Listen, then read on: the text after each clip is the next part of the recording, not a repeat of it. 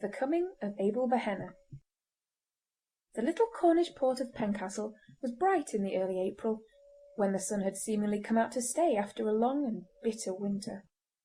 Boldly and blackly the rocks stood out against a background of shaded blue, where the sky, fading into mist, met the far horizon. The sea was of true Cornish hue, sapphire, save where it became deep emerald green in the fathomless depths under the cliffs, where the seal caves opened their grim jaws. On the slopes the grass was parched and brown. The spikes of furze bushes were ashy grey, but the golden yellow of their flowers streamed along the hillside, dipping out in lines as the rock cropped up, and lessening into patches and dots, till finally it died away altogether where the sea wind swept around the jutting cliffs and cut short the vegetation as though with an ever-working aerial shear. The whole hillside, with its body of brown and flashes of yellow, was just like a colossal yellow hammer. The little harbour opened from the sea between towering cliffs and behind a lonely rock, pierced with many caves and blowholes through which the sea in storm time sent its thunderous voice, together with a fountain of drifting spume. Hence it wound westwards in a serpentine course, guarded at its entrance by two little curving piers to left and right. These were roughly built of dark slates, placed endways and held together with great beams browned with iron bands. Thence it flowed up the rocky bed of the stream, whose winter torrents had of old cut out its way amongst the hills. This stream was deep at first, with here and there where it widened patches of broken rock exposed at low water, full of holes where crabs and lobsters were to be found at the ebb of the tide. From amongst the rocks rose steady posts, used for warping in the little coasting vessels which frequented the port. Higher up, the stream still flowed deeply, for the tide ran far inland, but always calmly, for all the force of the wildest storm was broken below. Some quarter-mile inland the stream was deep at high water, but at low tide there were at each side patches of the same broken rock as lower down, through the chinks of which the sweet water of the natural stream tickled and murmured after the tide had ebbed away. Here, too, rose mooring posts for the fishermen's boats. At either side of the river was a row of cottages down almost on the level of high tide. They were pretty cottages, strongly and snugly built, with trim narrow gardens in front, full of old-fashioned plants, flowering currants, coloured primroses, wallflower and stonecrop.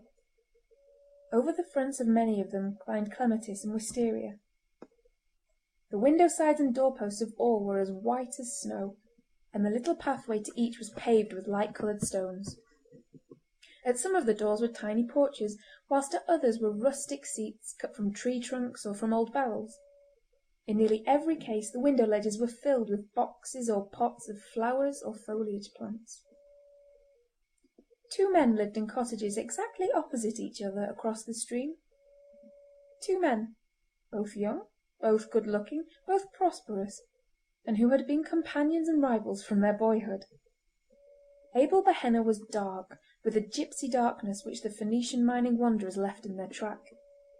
Eric Sanson, which the local antiquarian said was a corruption of Sagamanson, was fair, which the ruddy hue which marked the path of the now wild Norseman. These two seemed to have singled out each other from the very beginning to work and strive together, to fight for each other, and to stand back to back in all endeavours. They had now put the coping stone on their temple of unity by falling in love with the same girl. Sarah Trefusis was certainly the prettiest girl in Pencastle, and there was many a young man who would gladly have tried his fortune with her, but that there were two to contend against, and each of these the strongest and most resolute man in the port, except the other. The average young man thought that this was very hard, and on account of it bore no goodwill to either of the three principals, whilst the average young woman who had, lest worse should befall, to put up with the grumbling of her sweetheart, and the sense of being only second best which it implied, did not either, be sure, regard Sarah with friendly eye. Thus it came, in the course of a year or so, for rustic courtship is a slow process, that the two men and woman found themselves thrown much together. They were all satisfied, so it did not matter, and Sarah, who was vain and something frivolous, took care to have her revenge on both men and women in a quiet way. When a young woman in her walking out can only boast one not quite satisfied young man, it is no particular pleasure for her to see her escort cast sheep's eyes at a better-looking girl supported by two devoted swains. At length there came a time which Sarah dreaded, and which she had tried to keep distant, the time when she had to make a choice between the two men. She liked them both, and, indeed, either of them might have satisfied the ideas of even a more exacting girl. But her mind was so constituted that she thought more of what she might lose than of what she might gain, and whenever she thought she had made up her mind, she became instantly assailed with doubts as to the wisdom of her choice. Always the man whom she had presumably lost became endowed afresh with a newer and more bountiful crop of advantages than had ever arisen from the possibility of his acceptance. She promised each man that on her birthday she would give him his answer, and that day, the 11th of April, had now arrived. The promises had been given singly and confidentially, but each was given to a man who was not likely to forget. Early in the morning she found both men hovering round her door. Neither had taken the other into his confidence, and each was simply seeking an early opportunity of getting his answer and advancing his suit if necessary. Damon, as a rule, does not take Pythias with him when making a proposal, and in the heart of each man his own affairs had a claim far above any requirements of friendship. So, throughout the day, they kept seeing each other out. The position was doubtless somewhat embarrassing to Sarah, and though the satisfaction of her vanity that she should be thus adored was very pleasing, yet there were moments when she was annoyed with both men for being so persistent. Her only consolation at such moments was that she saw, through the elaborate smiles of the other girls when in passing they noticed her door thus doubly guarded, the jealousy which filled their hearts. Sarah's mother was a person of commonplace and sordid ideas, and, seeing all along the state of affairs, her one intention, persistently expressed to her daughter in the plainest words, was to so arrange matters that Sarah should get all that was possible out of both men. With this purpose she had cunningly kept herself as far as possible in the background in the matter of her daughter's wooings, and watched in silence. At first Sarah had been indignant with her for her sordid views, but, as usual, her weak nature gave way before persistence, and she had now got to the stage of acceptance. She was not surprised when her mother whispered to her in the little yard behind the house. "Go up the hillside for a while. I want to talk to these two. They're both red hot for you, and now's the time to get things fixed." Sarah began a feeble remonstrance, but her mother cut her short. "I tell you, girl, that my mind is made up. Both these men want you, and only one can have you, but before you choose, it'll be so arranged that you'll have all that both have got. Don't argue, child. Go up the hillside, and when you come back I'll have it fixed. I see your way quite easy." So Sarah went up the hillside through the narrow paths between the golden firs, and Mrs. Trefusis joined the two men in the living room of the little house. She opened the attack with the desperate courage which is in all mothers when they think for their children, howsoever mean the thoughts may be. "You two men, you're both in love with my Sarah." Their bashful silence gave consent to the barefaced proposition. She went on. "Neither of you has much." Again they tacitly acquiesced in the soft impeachment. "I don't know that either of you could keep a wife." Though neither said a word, their looks and bearing expressed distinct dissent. Mrs. Trefusis went on. "But if you'd put what you both have together, you'd make a comfortable home for one of you, and Sarah."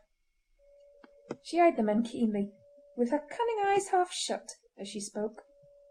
Then, satisfied from her scrutiny that the idea was accepted, she went on quickly, as if to prevent argument.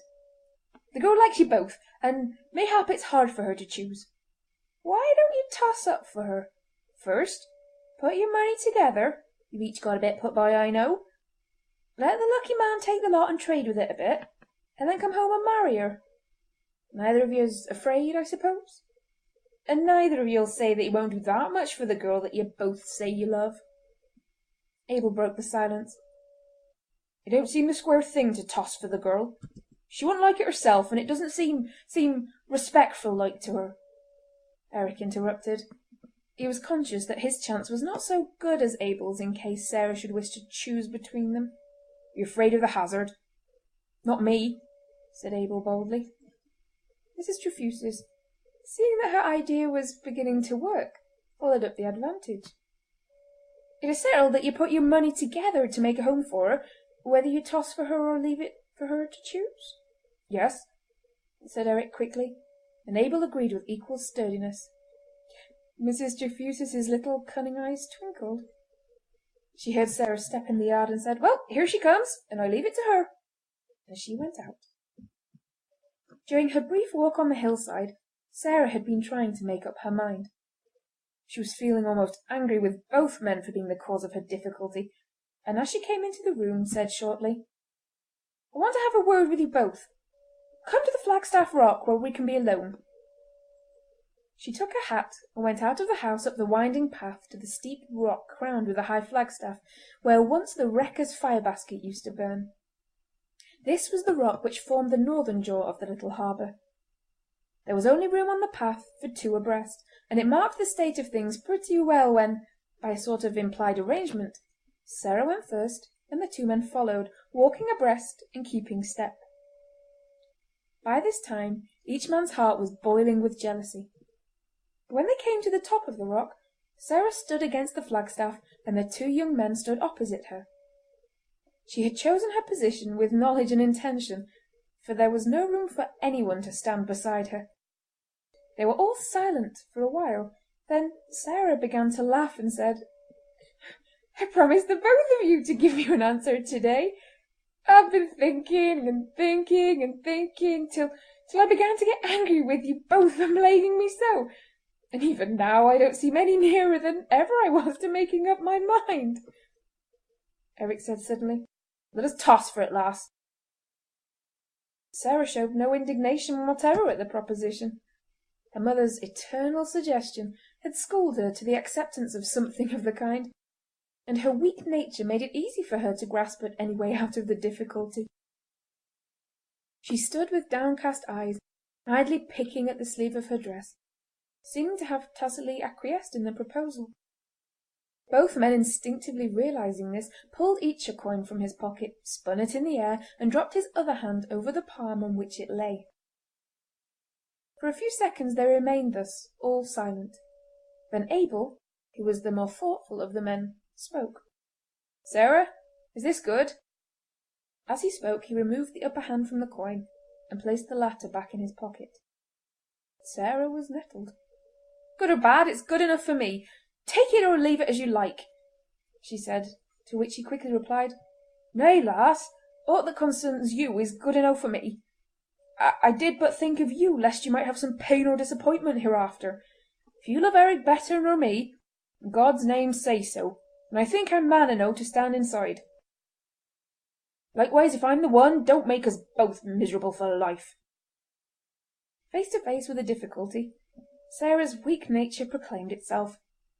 She put her hands before her face and began to cry, saying, "It was my mother. She keeps telling me—" The silence which followed was broken by Eric, who said hotly to Abel, "Let the lass alone, can't you? If she wants to choose this way, let her. It's good enough for me and for you too. She said it now. I must abide by it." Hereupon Sarah turned upon him in sudden fury and cried, "Hold your tongue! What is it to you, at any rate?" And she resumed her crying.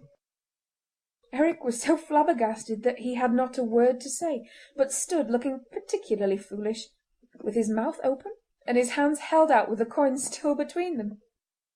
All was silent till Sarah, taking her hands from her face, laughed hysterically and said, "As you two can't make up your minds, I'm going home!" And she turned to go.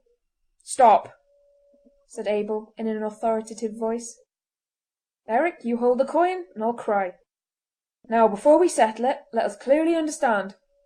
The man who wins takes all the money that we both have got, brings it to Bristol and ships on a voyage and trades with it. Then he comes back, marries Sarah, and they two keep all, whatever there may be, as a result of the trading. Is this what we understand?" "Yes," said Eric. "I'll marry him on my next birthday," said Sarah. Having said it, the intolerably mercenary spirit of her action seemed to strike her, and impulsively she turned away with a bright blush. Fire seemed to sparkle in the eyes of both men. Said Eric, "A year so be. The man that wins is to have 1 year." "Toss!" cried Abel, and the coin spun in the air. Eric caught it and again held it between his outstretched hands. "Heads!" cried Abel, a pallor sweeping over his face as he spoke. As he leaned forward to look, Sarah leaned forward too, and their heads almost touched. He could feel her hair blowing on his cheek, and it thrilled through him like fire. Eric lifted his upper hand. The coin lay with its head up. Abel stepped forward and took Sarah in his arms. With a curse Eric hurled the coin far into the sea. Then he leaned against the flagstaff and scowled at the others, with his hands thrust deep into his pockets. Abel whispered wild words of passion and delight into Sarah's ears, and as she listened she began to believe that Fortune had rightly interpreted the wishes of her secret heart, and that she loved Abel best. Presently Abel looked up and caught sight of Eric's face as the last ray of sunset struck it. The red light intensified the natural ruddiness of his complexion, and he looked as though he was steeped in blood. Abel did not mind his scowl, for now that his own heart was at rest, he could feel unalloyed pity for his friend. He stepped over, meaning to comfort him, and held out his hand, saying, "It was my chance, old lad. Don't grudge it me.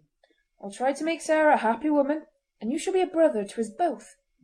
"Brother be damned!" was all the answer Eric made as he turned away. When he had gone a few steps down the rocky path he turned and came back. Standing before Abel and Sarah, who had their arms round each other, he said, "You have a year. Make the most of it. And be sure you're in time to claim your wife. Be back to have your banns up in time to be married on the 11th of April. If you're not, I tell you, I shall have my banns up, and you may get back too late." "What do you mean, Eric? You're mad!" "No more mad than you are, Abel Behenna. You go, that's your chance.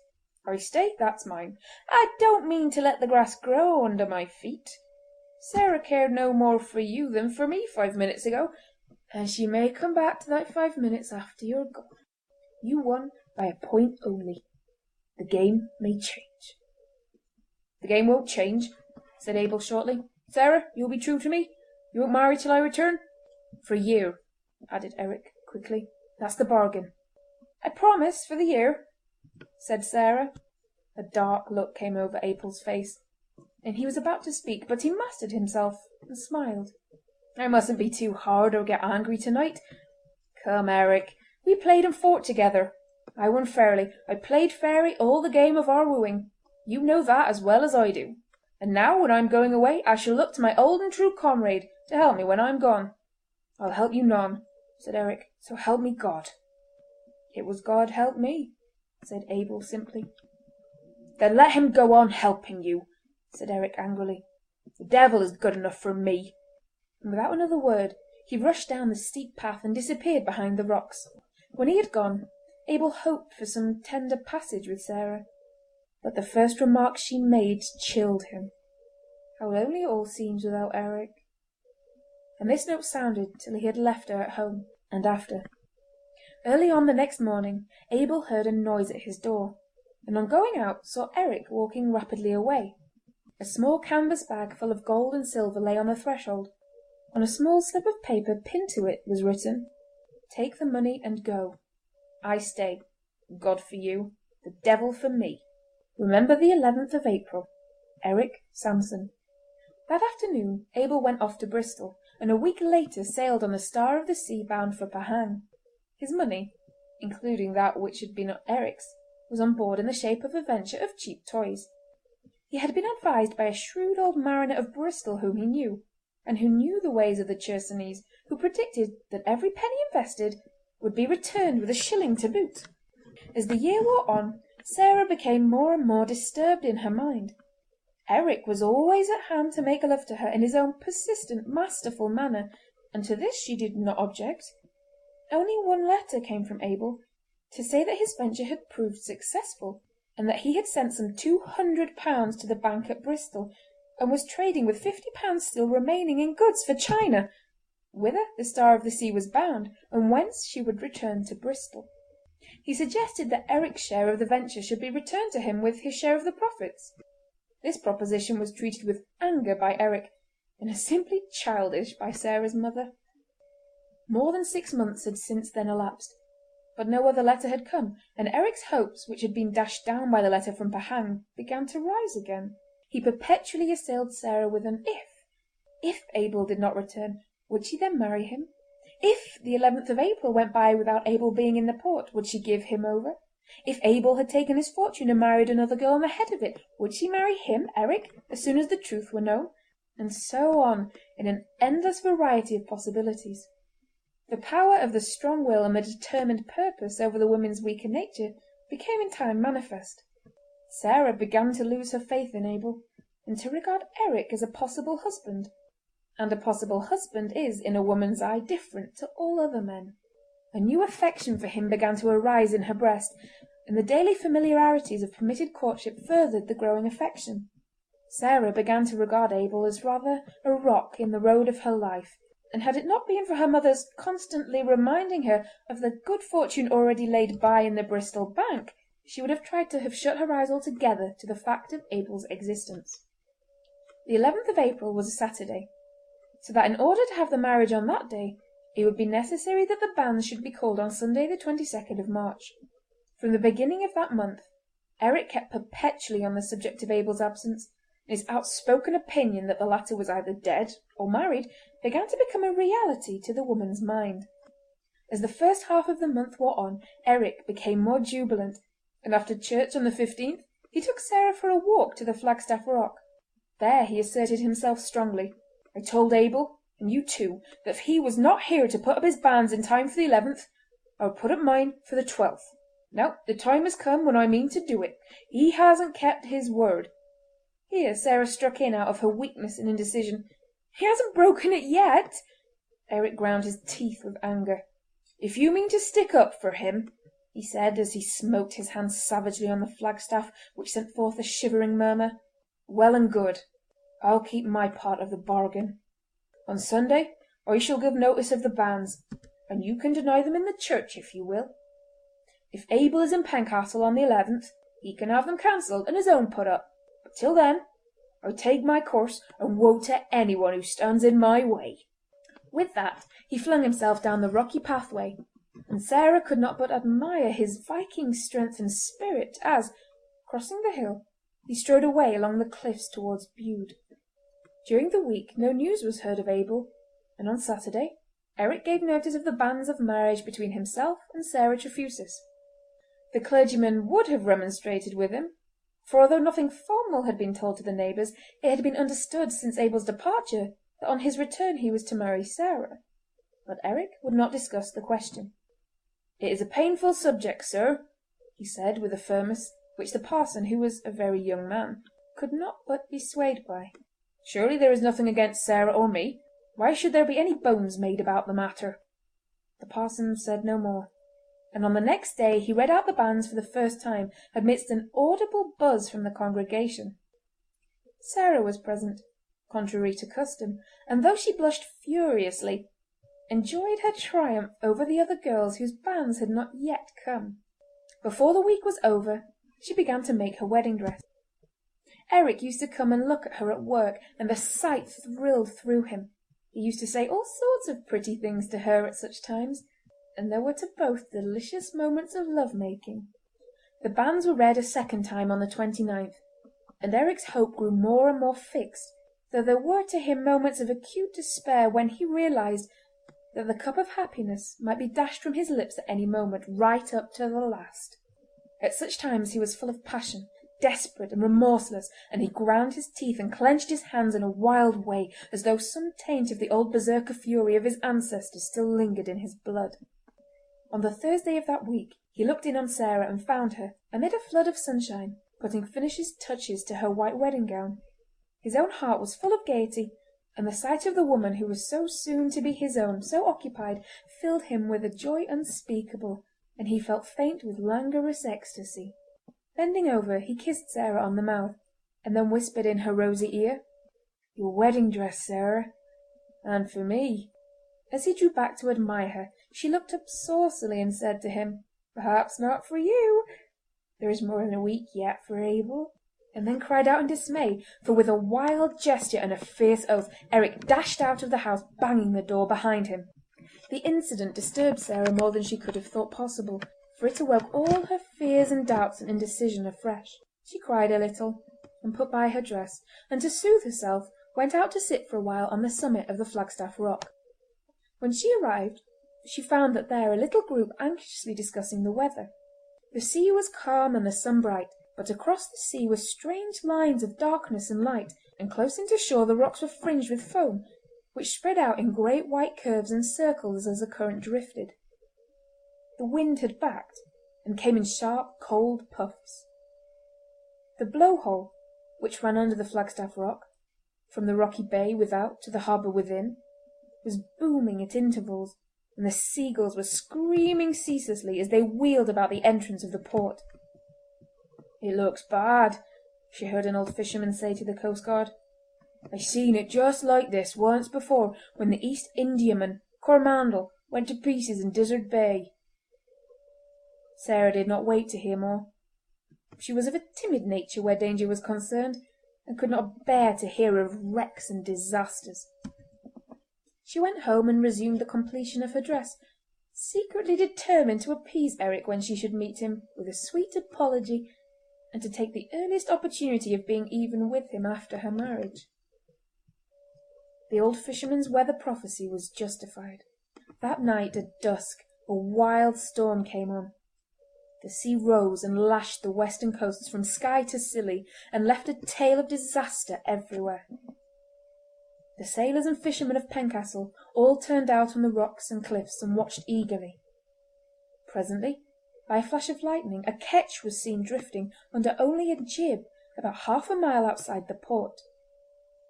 All eyes and all glasses were concentrated on her, waiting for the next flash, and when it came a chorus went up that it was the lovely Alice, trading between Bristol and Penzance, and touching at all the little ports between. "God help them," said the harbour-master, "for nothing in this world can save them when they are between Bude and Tintagel and the wind on shore." The coastguards exerted themselves and, aided by brave hearts and willing hands, they brought the rocket apparatus on to the summit of the Flagstaff Rock. Then they burned blue lights so that those on board might see the harbour opening in case they could make any effort to reach it. They worked gallantly enough on board, but no skill or strength of man could avail. Before many minutes were over, the lovely Alice rushed to her doom on the great island rock that guarded the mouth of the port. The screams of those on board were faintly borne on the tempest as they flung themselves into the sea in a last chance for life. The blue lights were kept burning, and eager eyes peered into the depths of the waters in case any face could be seen, and ropes were held ready to fling out in aid. But never a face was seen, and the willing arms rested idle. Eric was there amongst his fellows. His old Icelandic origin was never more apparent than in that wild hour. He took a rope and shouted in the ear of the harbour-master, "I shall go down on the rock over the seal cave. The tide is running up, and someone may drift in there." "Keep back, man," came the answer. "Are you mad? One slip on that rock, and you were lost. No man could keep his feet in the dark on such a place in such a tempest." "Not a bit," came the reply. "You remember how Abel Behenna saved me there on a night like this when my boat went on the Gull Rock? He dragged me up from the deep water in the seal cave, and now someone may drift in there again as I did." And he was gone into the darkness. The projecting rock hid the light on the Flagstaff Rock, but he knew his way too well to miss it. His boldness and sureness of foot standing to him, he shortly stood on the great round-topped rock cut away beneath by the action of the waves over the entrance of the seal cave, where the water was fathomless. There he stood in comparative safety, for the concave shape of the rock beat back the waves with their own force, and though the water below him seemed to boil like a seething cauldron, Just beyond the spot there was a space of almost calm. The rock, too, seemed here to shut off the sound of the gale, and he listened as well as watched. As he stood there ready, with his coil of rope poised to throw, he thought he heard below him, just beyond the whirl of the water, a faint, despairing cry. He echoed it with a shout that rang into the night. Then he waited for the flash of lightning, and as it passed flung his rope out into the darkness where he had seen a face rising through the swirl of the foam. The rope was caught, for he felt a pull on it, and he shouted again in his mighty voice, "Tie it round your waist, and I shall pull you up." Then when he felt that it was fast, he moved along the rock to the far side of the sea cave, where the water was something stiller, and where he could get foothold secure enough to drag the rescued man on the overhanging rock. He began to pull, and shortly he knew from the rope taken in that the man he was now rescuing must soon be close to the top of the rock. He steadied himself for a moment, and drew a long breath, that he might at the next effort complete the rescue. He had just bent his back to the work when a flash of lightning revealed each to the other the two men, the rescuer and the rescued. Eric Sanson and Abel Behenna were face to face, and none knew of the meeting save themselves and God. On the instant a wave of passion swept through Eric's heart. All his hopes were shattered, and with the hatred of Cain his eyes looked out. He saw in the instant of recognition the joy in Abel's face that his was the hand to succour him, and this intensified his hate. Whilst the passion was on him he started back, and the rope ran out between his hands. His moment of hate was followed by an impulse of his better manhood, but it was too late. Before he could recover himself, Abel, encumbered with the rope that should have aided him, was plunged with a despairing cry back into the darkness of the devouring sea. Then, feeling all the madness and the doom of Cain upon him, Eric rushed back over the rocks, heedless of the danger and eager only for one thing, to be amongst other people whose living noises would shut out that last cry which seemed to ring still in his ears. When he regained the Flagstaff Rock the men surrounded him, and through the fury of the storm he heard the harbour-master say, "We feared you were lost when we heard a cry. How white you are! Where is your rope? Was there anyone drifted in?" "No one," he shouted in answer, for he felt that he could never explain that he had let his old comrade slip back into the sea, and at the very place and under the very circumstances in which that comrade had saved his own life. He hoped by one bold lie to set the matter at rest for ever. There was no one to bear witness, and he should have to carry that still white face in his eyes and that despairing cry in his ears for evermore. At least none should know of it. "No one!" he cried more loudly still. "I slipped on the rock. The rope fell into the sea." So saying he left them, and, rushing down the steep path, gained his own cottage and locked himself within. The remainder of that night he passed, lying on his bed, dressed and motionless, staring upwards, and seeming to see through the darkness a pale face gleaming wet in the lightning, with its glad recognition turning to ghastly despair, and to hear a cry which never ceased to echo in his soul. In the morning the storm was over, and all was smiling again, except that the sea was still boisterous with its unspent fury. Great pieces of wreck drifted into the port, and the sea around the island rock was strewn with others. 2 bodies also drifted into the harbour. One, the master of the wrecked ketch, the other a strange seaman whom no one knew. Sarah saw nothing of Eric till the evening, and then he only looked in for a minute. He did not come into the house, but simply put his head in through the open window. "Well, Sarah," he called out in a loud voice, though to her it did not ring truly. "Is the wedding dress done? Sunday week, mind! Sunday week!" Sarah was glad to have the reconciliation so easy, but, womanlike, when she saw the storm was over and her own fears groundless, she at once repeated the cause of offence. "Sunday so be it," she said without looking up. "If Abel isn't there on Saturday." Then she looked up saucily, though her heart was full of fear of another outburst on the part of her impetuous lover, for the window was empty. Eric had taken himself off, and with a pout she resumed her work. She saw Eric no more till Sunday afternoon, after the banns had been called the third time, when he came up to her before all the people with an air of proprietorship which half pleased and half annoyed her. "Not yet, mister," she said, pushing him away as the other girls giggled. "Wait till Sunday next, if you please. Day after Saturday," she added, looking at him saucily. The girls giggled again, and the young men guffawed. They thought it was the snub that touched him so that he became as white as a sheet as he turned away. But Sarah, who knew more than they did, laughed, for she saw triumph through the spasm of pain that overspread his face. The week passed uneventfully. However, as Saturday drew nigh, Sarah had occasional moments of anxiety, and as to Eric, he went about at night-time like a man possessed. He restrained himself when others were by, but now and again he went down amongst the rocks and caves and shouted aloud. This seemed to relieve him somewhat, and he was better able to restrain himself for some time after. All Saturday he stayed in his own house and never left it.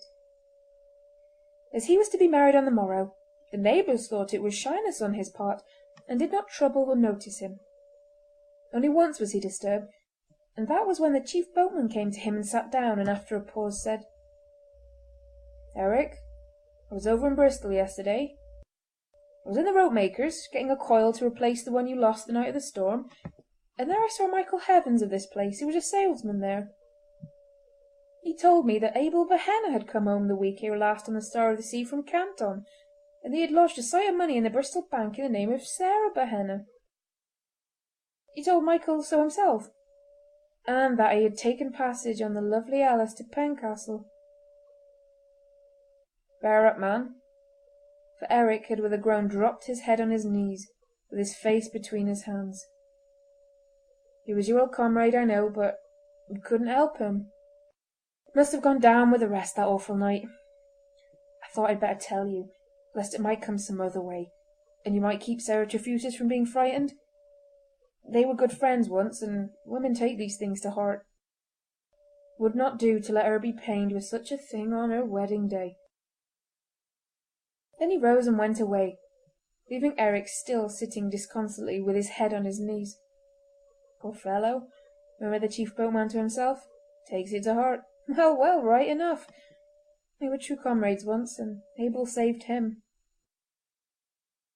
The afternoon of that day, when the children had left school, they strayed as usual on half-holidays along the quay and the paths by the cliffs. Presently some of them came running in a state of great excitement to the harbour, where a few men were unloading a coal ketch, and a great many were superintending the operation. One of the children called out, "There is a porpoise in the harbour mouth! We saw it come through the blowhole! Had a long tail, and it was deep under the water!" "It was no porpoise," said another. "It was a seal. It had a long tail. It came out of the seal cave." The other children bore various testimony, but on two points they were unanimous. It, whatever it was, had come through the blowhole deep under the water, and had a long, thin tail, a tail so long that they could not see the end of it. There was much unmerciful chaffing of the children by the men on this point, but as it was evident that they had seen something, quite a number of persons, young and old, male and female, went along the high paths on either side of the harbour mouth to catch a glimpse of this new addition to the fauna of the sea, a long-tailed porpoise or seal. The tide was now coming in. There was a slight breeze, and the surface of the water was rippled, so that it was only at moments that anyone could see clearly into the deep water. After a spell of watching, a woman called out that she saw something moving up the channel, just below where she was standing. There was a stampede to the spot, but by the time the crowd had gathered the breeze had freshened, and it was impossible to see with any distinctness below the surface of the water. On being questioned, the woman described what she had seen, but in such an incoherent way that the whole thing was put down as an effective imagination. Had it not been for the children's report, she would not have been credited at all. Her semi-hysterical statement that what she saw was like a pig with the entrails out was only thought of anything by the old coastguard, who shook his head but did not make any remark.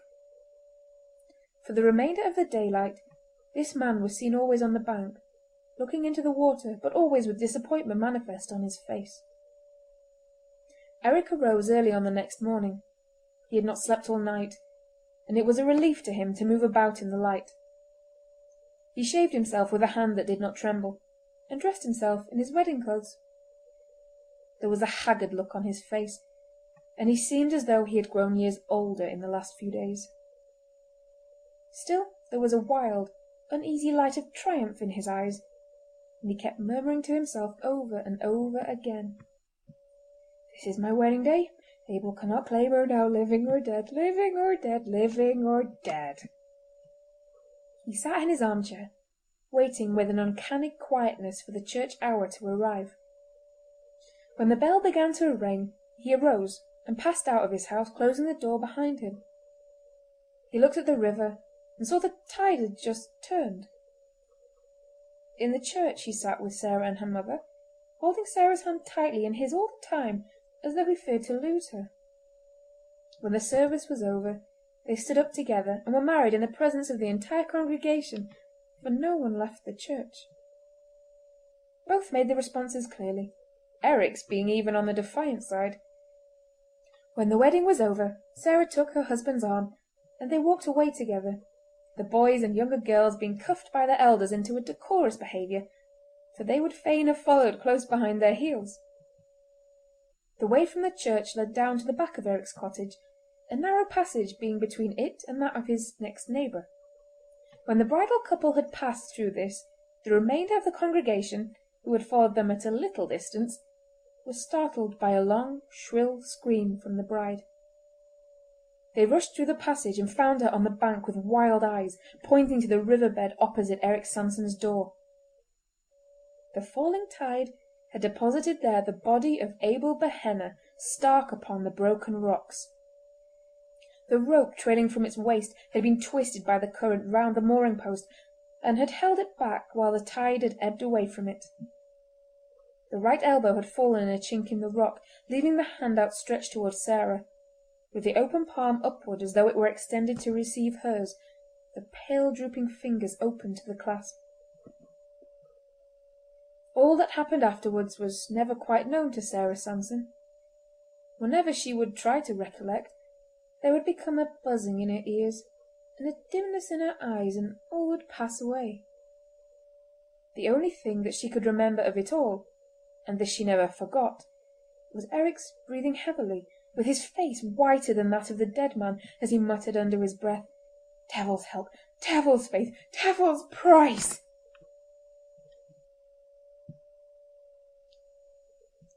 The end.